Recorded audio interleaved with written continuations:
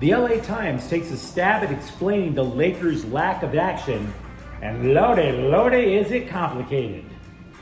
Dodgers pitching, the situation is even worse than we think, and the Kings' offseason is every bit as bad as we think. Good morning.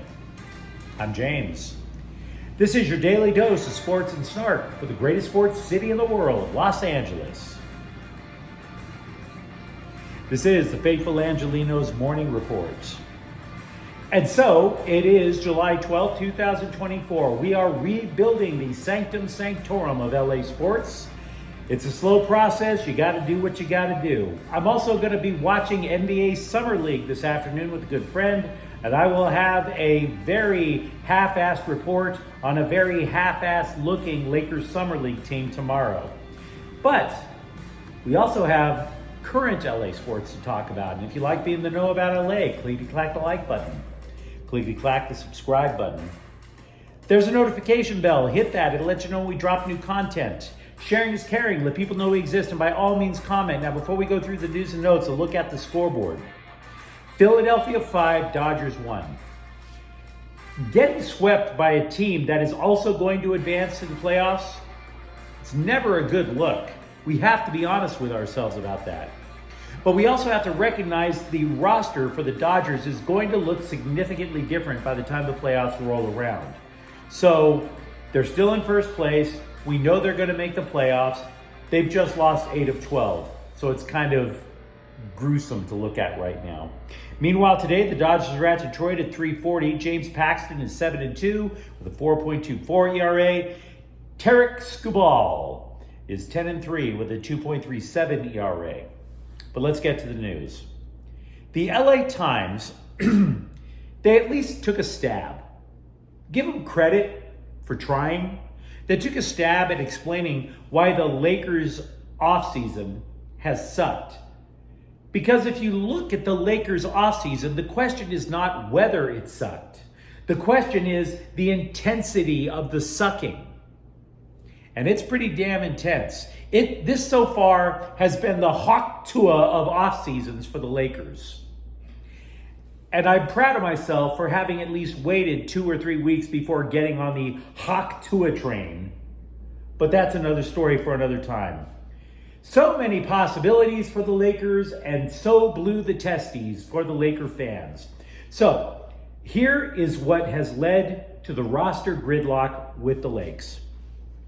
Number 1, Christian Wood, Cam Reddish, Jackson Hayes all had player options to come back, but there is a Charmin soft free agent market out there. So they knew they weren't going to get any better. They decided to stay. For that matter, same for D'Angelo Russell. You add that, plus the 2 draft picks that the Lakers had, and voila, the roster is full to the brim. Straight up full. They do not have any gaps in the roster right now.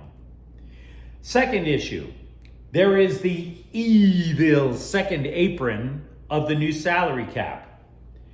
But the first apron, while not being as evil, the first apron is about as welcoming as the furniture section over at Big Lots.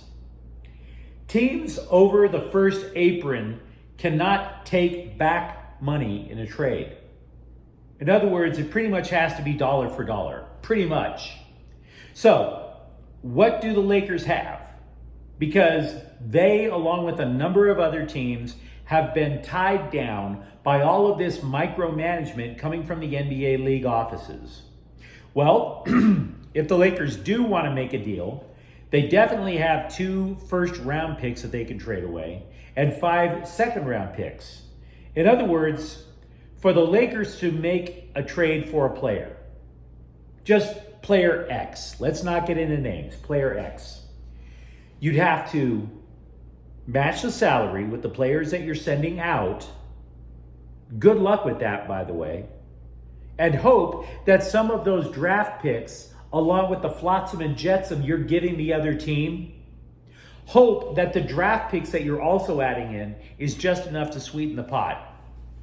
This is more complicated than Ben Affleck's love life. And you would think Ben Affleck's love life would be easy to explain because he was Batman and all the women want to hook up with Batman. But no, he's complex. The NBA salary situation is complex. That's why the Lakers have not been getting in on making some jaw-dropping monster trade. Meanwhile, with the Dodgers yesterday, I noted that as it currently stands, the Dodgers starting pitching rotation is James Paxton and 4 rookies. I was wrong. It's Paxton and 3 rookies. And then, we don't know. Day 5 in the rotation, for all we know, it's going to be a tumbleweed blowing across the mound at Dodger Stadium. The 3 rookies, Gavin Stone, Landon Knack, and Landon Knack and Justin Robleski. Every 5th day will be a so-called bullpen game until one of the 7 injured starting pitchers that the Dodgers have can return. So that's kind of gruesome. And by the way, that's going to impact the Dodgers at the trade deadline too. We'll get to that in a moment. Because the LA Daily News reported that relief pitcher Joe Kelly's 3rd rehab outing, this one was over in Oklahoma City as opposed to the IE, that was a bigger poop show than the state he already was pitching in. Only 8 of the 25 pitches he threw went for strikes. So it's not going to be just a steady arc going up right back to the majors. And Kelly has already been sidelined since May 5th with a shoulder injury. So we mentioned the Dodgers pitching situation in terms of the starters. I'd be lying if I said that the current state of the Dodgers didn't freak me out just a little. Because again, it's not whether or not the Dodgers are going to make the playoffs. We know they're going to make the playoffs.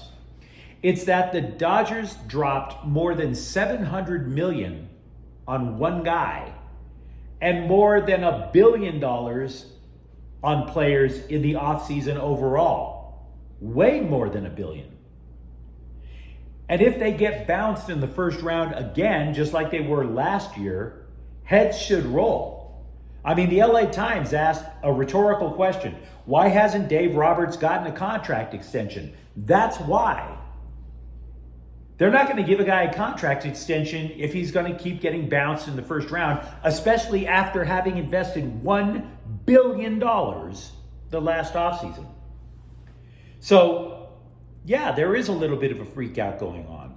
And as a result, people are asking about trades. Many rumors to choose from. So many. Now, we deal in reality here at Faithful Angelenos Sports, so I'm not going to go through every half-assed rumor that some blogger invented while he was blasting through his daily dime bag. What I can tell you is that in these rumors, you're going to hear a lot about pitching prospects from the Dodgers being included back. And that is not necessarily true. Because as we previously established just 2 or 3 minutes ago, the Dodgers need pitching. You can't get by with James Paxton and 3 rookies. So you're going to trade away some of those rookie pitchers? That's not solving a problem. It isn't. So when it comes to potential trades, yes, it might include pitching. It might. But look for teams that need catchers. Because the Dodgers have numerous elite catching prospects. And they no longer have to hoard them. They signed Will Smith to a long-term deal. So if you hear a rumor, or if you read a rumor involving Dalton Rushing at AA, Diego Cartaya over at AAA, or even Thayron Liranzo, then maybe your antenna should go up a little. Those 3, one of those 3, will be the centerpiece, in my opinion, of any major transaction at the trade deadline involving Dodger prospects. They might include a pitcher or 2, don't get me wrong. But the idea that they're going to wind up giving Landon Knack or Gavin Stone away, that's not going to happen. The Athletic took a gander at every NHL team this offseason, and they asked Mirror, mirror on the wall, who helped themselves the most? Because this is what sports writers do to collect checks during the off season. It's either you make up a story as you go along or you are proofreading copy. And I'm here to tell you, as a journalist, a former journalist, nobody likes proofreading other journalists' copy. It's trash. If you want to know why AI is the future, it's because actual matching subjects and predicates in journalism is a lost art. Trust me. So, in terms of who helped themselves the most in the offseason, the Kings ranked 27th. 27th. As if we already didn't know that there was this gap between the Kings and teams such as Edmonton. Now we can validate that that gap has gotten even wider. It's more like an abyss. This gap is so wide, it's like a Warner Brothers cartoon, and Rob Blake is guest starring dressed up as Wile E. Coyote, not realizing how far he's run into the canyon yet. And if you're a longtime Kings fan, as I am, you're wondering how the hell could Blake piddle away a prospect pool that was once the envy of the entire National Hockey League. So, with that as our backdrop, how about if I upset you more if you're a Kings fan? The Athletic writes that on defense, quote, there may not be a bigger downgrade for a team than going from Matt Roy to Joel Edmondson, unquote. They also mentioned that the goalie that the Kings acquired in a trade when they sent Pierre-Luc Dubois over to Washington, that when they acquired Darcy Kemper, he's not a clear upgrade over Cam Talbot. And yet they're going to wind up paying twice as much for Kemper.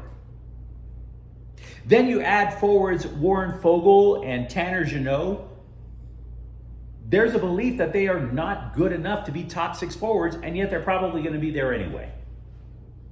So to be clear, this is not a power ranking of the league as it stands. It's ranking the teams by offseason moves. Not every lousy team was at the bottom of the list. The Stanley Cup champion Florida Panthers are at the 29th spot in this ranking because they're losing a lot of players from their championship roster. Las Vegas had the second worst offseason in the league. If you're looking for a bright spot, you just hate if you just hate the Golden Knights. But that's not going to give me a warm fuzzy. I want my team to improve. The Galaxy will be without Dejan Joveljic against FC Dallas on Saturday. This is putting the Galaxy in a bit of a pickle because does that mean that backup center forward Miguel Berry plays? Because Miguel Berry is allergic to the net. And would that also mean maybe the Galaxy change formations yet again? They have a tough time when they play over in Texas. I mentioned earlier that I'm going to watch some Summer League basketball today.